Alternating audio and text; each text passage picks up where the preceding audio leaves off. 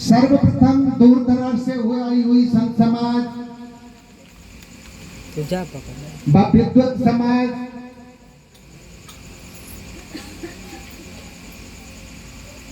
विराजमान मातृशक्ति और प्यार तुल्य बच्चे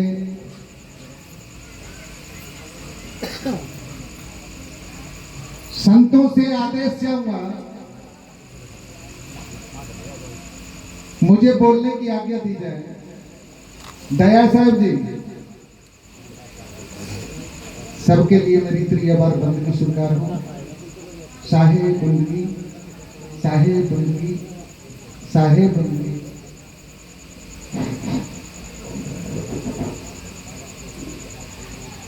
प्रेमियों,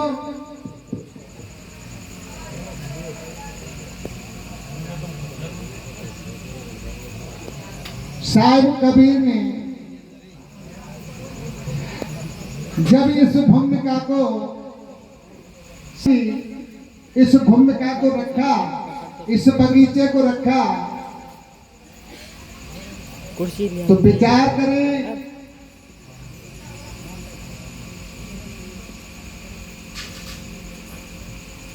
उन्होंने हमें सिद्धांत का पद दर्शाया कि हे जी, तू अपने जीवन को सिद्धांत से लेकर के चल।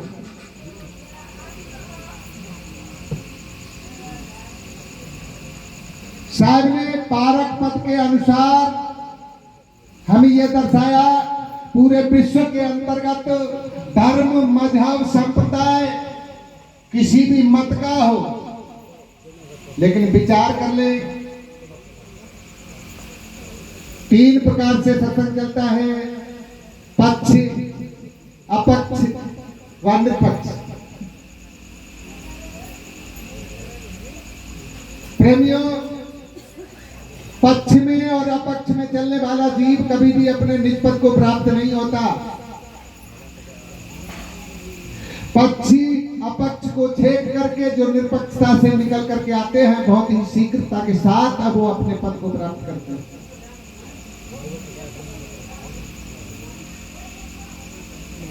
आगे साहिब कबीर ने इस सत्संग की भूमिका को रखते हुए 4 बाणी रखी। सभी विचार करें, बहुत अच्छे विद्वान बैठे हैं।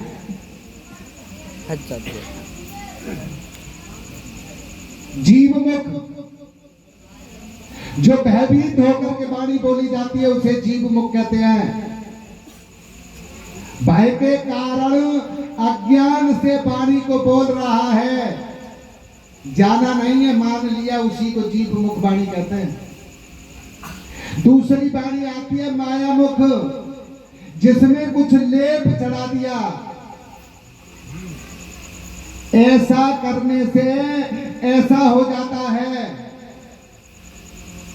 ये वाणी माया मुख में आती है। तीसरी वाणी है अहंकार के समूह अपने हृदय के अंदर टेक लिए जाते हैं।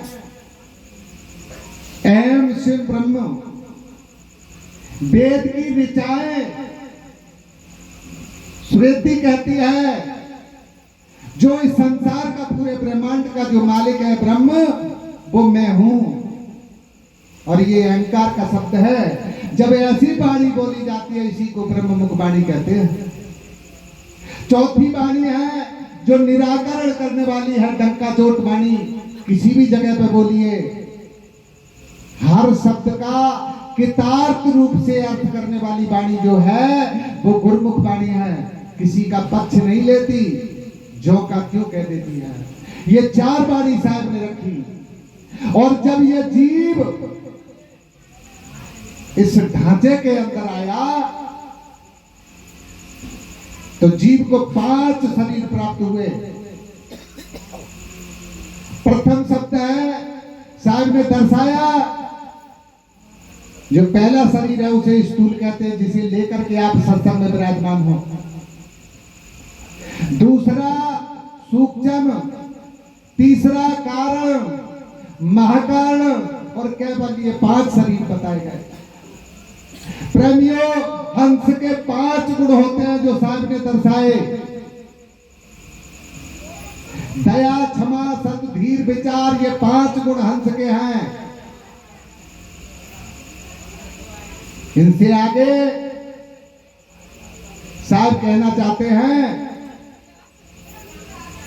स्थूल शरीर।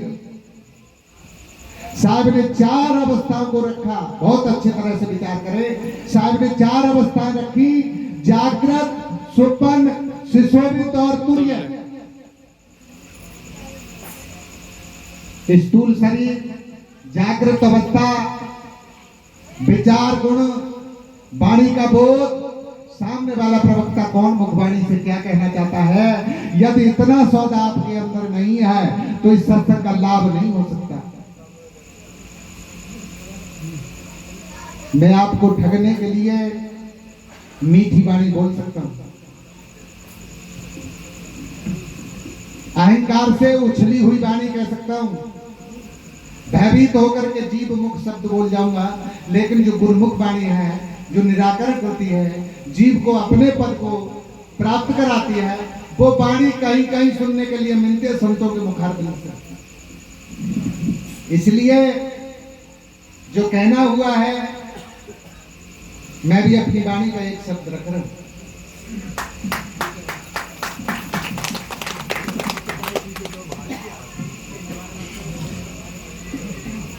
तो पंक्ति गुरु महाराज के लिए, और फिर जैसा आदेश हुआ आदेश का पालन करूंगा।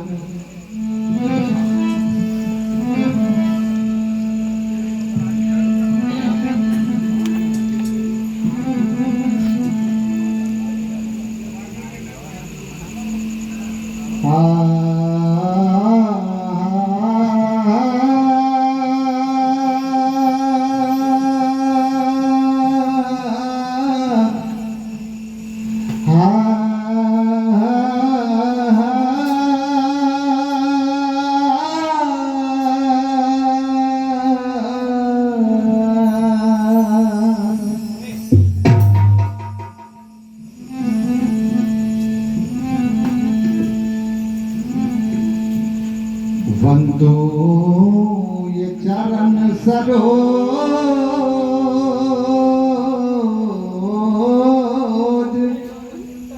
जिन ये बीजक निर्मय, परख दिखायो खोज,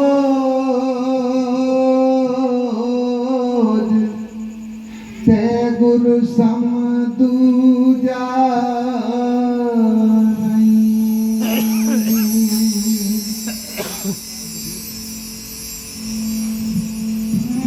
निर्णय 3 कृपाल, परख प्रकाशी स्तर पद, परखायो सब जाल, महादुखित जीव जान के। दया, क्षमा, संतोष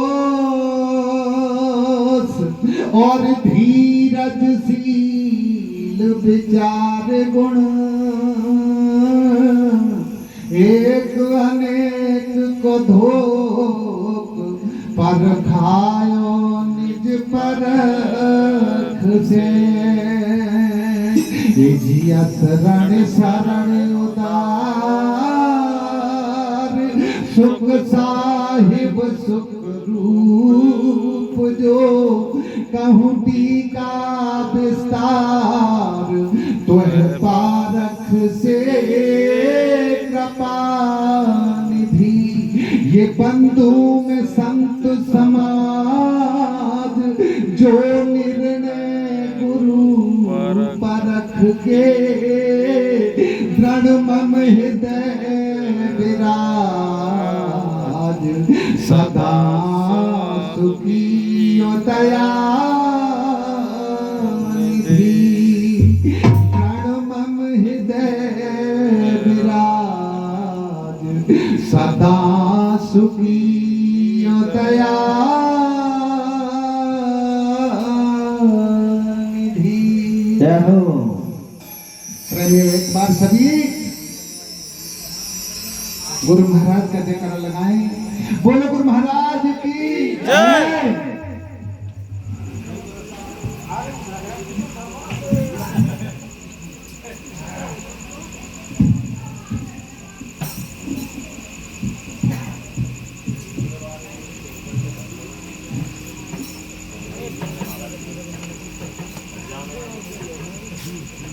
हे मनुष्य,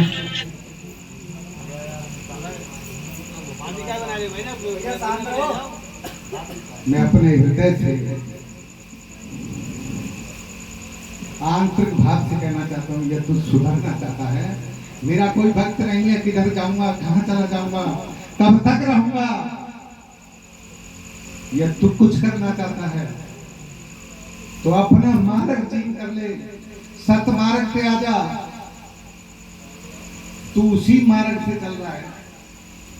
रात और दिन संत महंत गुरुजन सभी कह करके हट गए, चले गए, न जाने कितने आए कितने चले जाएंगे। आज मेरी बारी है और टूटी फूटी बाणी से मैं तेरे समक्ष पारक का पद रख रहा हूं। यदि पारक पद में भी तेरे अंदर भूल रह गई तो अनादि काल तक तड़पते रहना, लेकिन कोई पारक देने वाला मिलेगा नहीं। मैं जिस मार्ग पे चल रहा हूं, मेरे सामने न जाने कितनी कठिनाइयां आती हैं, आज भी आ रही है। मैं जिधर साइड को जाता हूँ उधर साइड को मुझे कोई ना कोई कुरीति मिलती है। इस जीवन जीने में कठिनाई है, लेकिन मैं कहने से नहीं चूक रहा हूँ। विचार करें, किसी भी मत का हो, किसी भी धर्म का हो, किसी भी मजहब का हो, मेरी वाणी पर सिर्फ विचार करें। संसार न जाने क्या क्या बेच रहा है। मैं तेरे घर की बात कहता हूँ। तू जीव है, अपने पद से बिछड़ गया है अनादिकाल से। साहब कबीर ने मूल बीजक के अंदर लिखा है, जिसमें पूरन साहब का टीका है। जिस बीजक की बात करते हैं 16 बीजकों के अंदर मूल बीजक माना गया। मैं उस बीजक की बात करता हूँ। प्रथम नंबर साकी है, जहिया जन्म मुक्ता हता तहिया हता न कोई, छठी तुम्हारी हो जब तू का चला बिको। हे मनुष्य, कई बार इस मानव चोले में आया और अपने पद से पद भ्रष्ट होकर के तूने वापस लौट गया। आज फिर गुरु की दया से तू उसी मानव चोले में है और आज भी न जाने तूने कितनी आकांक्षाएं, कितनी खराशें बना रखी हैं। ईश्वर, देवी देवता, भैरव चंडी चामड़, ईशु अल्लाह गॉड, इनके चक्कर में पड़ के तूने अपने मनुष्य जन्म को खो रहा है और एक एक पल जो है बहुत कीमती जा रहा है। तू समझने की कोशिश नहीं करता, झिले करने की कोशिश करता है, उलझने की कोशिश करता है। कहीं पद में उलझ जाता है, कहीं जाति में उलझ जाता है, कहीं बड़ में उलझ जाता है, कहीं पैसे के चक्कर में उलझ जाता है, कहीं विद्वान पद करके तू रह जाता है, लेकिन अपने पद को तय नहीं करता। मेरा हाथ जोड़ करके कहना है सभी से, यहाँ जितने भी महान भाव बैठे हैं, चाहे किसी भी पद से हो, हाथ जोड़ करके कह रहा हूँ कि अपने पद को तय करना सीखिए। जीना तो है, जाना तो है, रहना कोई नहीं है। लेकिन जिस पारक की मैं बात कर रहा हूँ उसमें विचार करें सभी। मैं ये नहीं कहता कि किसी को मानिए मत, कहता हूँ गंगे की चोट मानिए, लेकिन मानिए जब पहले उसे जानिए। जाना नहीं, पूजा नहीं, समझ किया नहीं गौर, और अंधे को अंधा मिले कौन बता बैठो, तुझे कोई बताने वाला नहीं है। प्रेमियों विचार करे, अंधे को अंधा मिले, बंदे को बंदा मिले, छूटे कौन उपाय, और सेवा कर निर्बंध की जो पल में ले छुड़ाए। लाख बंधन पड़े तेरे समझ, इसलिए कहना है मेरा। माना तो ऐसी मानक बोली करते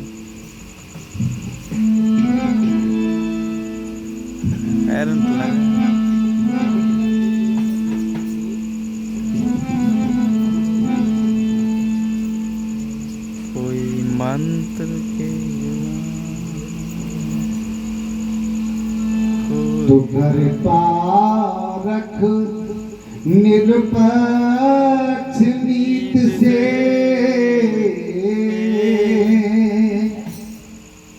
अपनी पारख निरपेक्षता से कर ले, धोखा मत खा।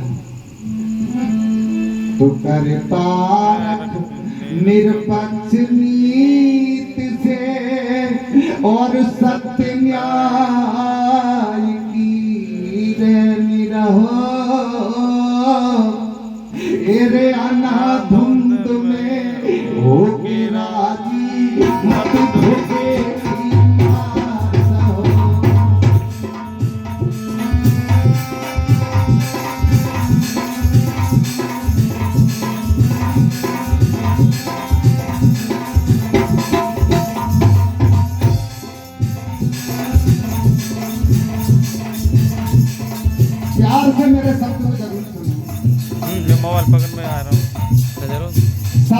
अति प्रेम करे सो बार रोकर छोड़े सो दूर और कह तो प्रेम निभाइयो नहीं रही हो जग से दूर। यह तू आ गया है, इस सत्संग में आ गया है, मेरा कहना है निश्चय करके जाग जा।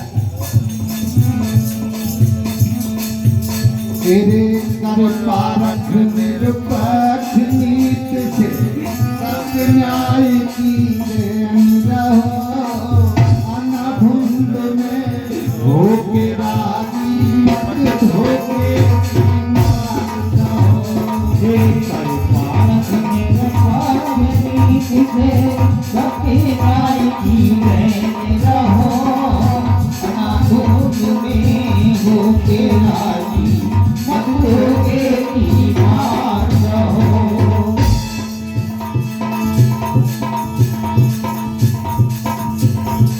धोखा कौन सा है? मैं धोखे के बारे में बताने वाला हूँ।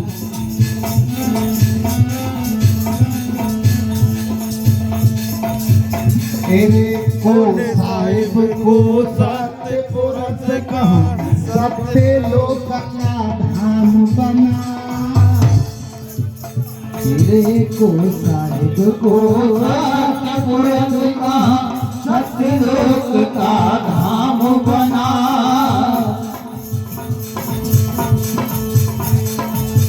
को साहिब को सत्य पुरुष कहा, सत्य लोक का धाम बना। वहाँ की चर्चा तुम यहाँ करते, जहाँ से आना लिखा बना।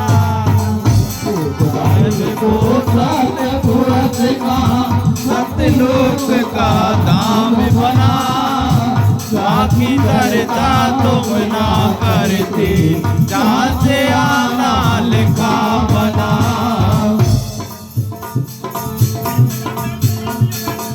धीरे से भैया, तेरे आगे अपार अथाह, मिला न कोई परचा है। तेरे आगे अपार जहाँ का मिला न कोई परिचा है। तेरे बिन देखे की समझ बकान, बेफिजूल की